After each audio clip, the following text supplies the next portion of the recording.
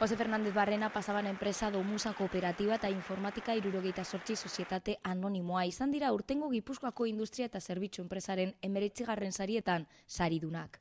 Lehendakariak nazioarteko merkatuetan lehiakatzeko euskal enpresen arteko aliantzen garrantzia azpimarratu du. Potentzia berriek ekonomia internazionala guztiz itxura aldatu dute. Eta gure enpresak jokaleku berri honetara moldatu behar dira. Gobernuak enpresei lagunduko bidai honetan, baina bakoitzak bere eginkizunak dauzka ere. Berrikuntzan eta dimentsioan esfortzua egitea beharrezkoa da mundu global honetan lehiakor izateko.